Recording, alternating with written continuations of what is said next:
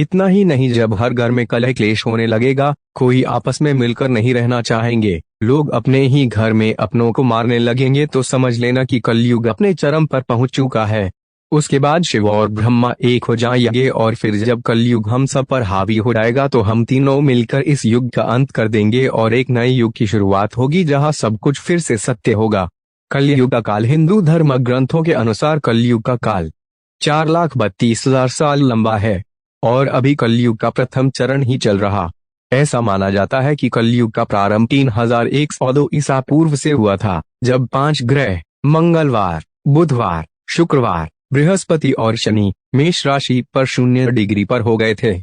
इसका अर्थ यह हुआ कि कलयुग का 5121 वर्ष बीत चुका है और 4,26,880 वर्ष अभी बाकी है।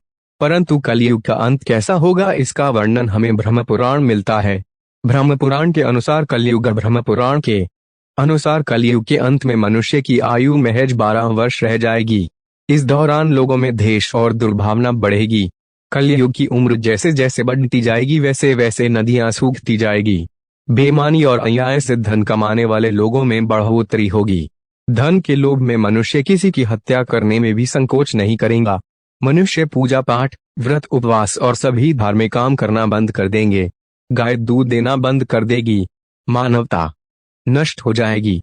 लड़कियां बिल्कुल भी सुरक्षित नहीं रहेंगी। उनका अपने ही घर में शोषण होगा। अपने ही घर के लोग उनके साथ व्यभिचार करेंगे। बाप बेटी, भाई बहन, कोई रिश्ते नहीं रह जाएंगे। एक भाई दूसरे भाई का ही शत्रु हो जाएगा। शादी जैसा पवित्र रिश्ता अपवित्र हो जाएगा। किसी की भी शादीशुदा जिंदगी ठीक से नहीं चलेगी। पति पत्नी एक दूसरे से बेवफाई करेंगे। कलयुग में समाज हिंसक हो जाएगा। जो लोग बलवान होंगे उनका ही राज चलेगा और जब आतंक अपनी चरम सीमा में होगा तो भगवान विष्णु का कल्कि अवतार लेंगे और पृथ्वी से समस्त अधर्मियों का नाश कर देंगे। शिव पुराण के अनुसार कलयुग, वहीं शिव पुराण में भी कलयुग के बारे में बताया गया है। शिव पुराण के अनुसार घोर कलयुग आने पर मनुष्य पुण्य कर्म छोड़ दुराचार में फंस जाएंगे और सबके सब सत्य से मुंह फेर लेंगे। दूसरों की निंदा में तत्पर हो जाएंगे। दूसरे के धन को हड़प लेने की इच्छा मनुष्य के मन में घर कर जाएगी। पराई स्त्रियों पर मनुष्यों का मन आसक्त होने लगेगा तथा वो दूसरे प्राणियों की हिंसा करने लगेंगे। सभी अपने शरीर को ही आत्मा समझेंगे। यह ऐसा युग होगा जिसमें मनुष्य गूढ़, नास्तिक और पशु बुद्धि वाले होंगे। संतान माता पिता से द्वेष रखेंगे। ब्राह्मण वेद बेचकर जीविका चलाएंगे। धन का उपार्जन करने के लिए ही विद्या का अभ्यास करेंगे और मद में मोहित रहेंगे। अपनी जाति के कर्म छोड़ दूसरों को ठगेंगे। तीनों काल की संध्योपासना से दूर रहेंगे। इसके अलावा सभी क्षत्रिय भी स्वधर्म का त्याग कर देंगे। उनमें शौर्य का अभाव होगा। वे कुत्सित चोरी चकारी कर अपना पालन पोषण करेंगे। वैश्य संस्कार भ्रष्ट, स्वधर्म त्यागी, कुमार्गी, धनोपार्जन परायण तथा नाप्तौल में अपनी कुत्सित वृत्ति का परिचय देने वाले होंगे। वो अपना कर्म धर्म छोड़कर उज्ज्वल वेशभूषा से विभूषित हो व्यर्थ घूमेंगे। स्वयं को कुलीन मानकर चारों वर्णों के साथ वैवाहिक संबंध स्थापित करेंगे और सभी वर्णों को अपने संपर्क से भ्रष्ट करेंगे। कलयुग की स्त्रियां प्रायः सदाचार से भ्रष्ट और पति का अपमान करने वाली होगी। वह सास ससुर से घृणा करेगी। स्त्रियां किसी का भय नहीं मानेंगी। मलिन भोजन करेगी। उनका शील स्वभाव बहुत बुरा होगा और वे अपनी पति की सेवा से सदा ही विमुख रहेंगी।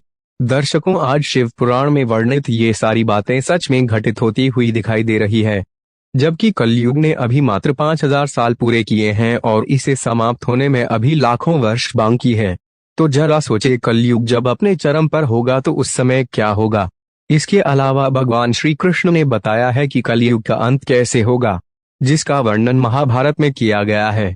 श्री कृष्ण के अनुसार कलयुग के अंत के समय बड़े बड़े भयंकर युद्ध होंगे। भारी वर्षा, प्रचंड आंधी और जोरों की गर्मी पड़ेगी।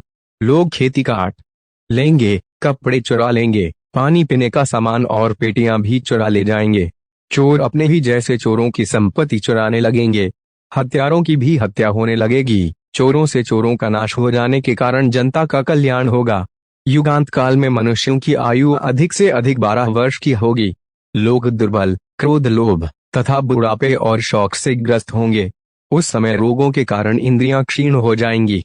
इसके बाद कृष्ण जी आगे कहते हैं कि कलयुग में जब पाप अपने चरम पर पहुंच जाएगा और पृथ्वी लोक से धर्म समाप्त होने लगेगा, तब मैं कल की रूप में अवतरित होकर इस धरा को पापों से मुक्त करूंगा और उसके बाद जो नया युग आएगा सत्ययुग कहलाएगा, अर्थात सृष्टि युग परिवर्तन का 22वां चक्र पूर्ण करके 23वें चक्र में प्रवेश करेगी और फिर से नवयुग आरंभ होगा जो सत्ययुग के नाम से जाना जाएगा। कैसा होगा सत्ययुग? सत्ययुग की अवधि 17,28,000 वर्ष होगी। इस युग में मनुष्यों की आयु 4,000 से 10,000 वर्ष होगी। पृथ्वीलोक पर फिर से धर्म का बोलबाला होगा। मनुष्य भौतिक सुख की जगह मानसिक सुखों पर बल देगा। मनुष्यों में एक दूसरे के लिए नफरत की कोई जगह नहीं होगी, चारों ओर प्यार ही प्यार होगा। मानवता की पुनः स्थापना होगी, मनुष्यों को परम ज्ञान की प्राप्ति होगी। लोग पूजन कर्म कांड में विश्वास करेंगे। सतयुग में मनुष्य अपने तपोबल से भगवान से बात कर सकेगा। इस युग में लोगों को अपने शरीर पर पूर्ण नियंत्रण होगा। आत्मा का परमात्मा के मिलन से सभी सुखी होगा, अर्थात सत्ययुग को इस सृष्टि का स्वर्ण युग कहा जाएगा। लेकिन सतयुग आने में अभी काफी लंबा समय है, और तो क्यों ना हम लोग कलयुग में ही अपने धर्म और कर्म से सत्ययुग की तरह जीने का काम करें, क्योंकि ग्रंथों में भी इस बात का वर्णन मिलता है कि कलयुग में भी जो लोग धर्म और कर्म पर विश्वास करेंगे उन्हें सत्ययुग की तरह ही सुखी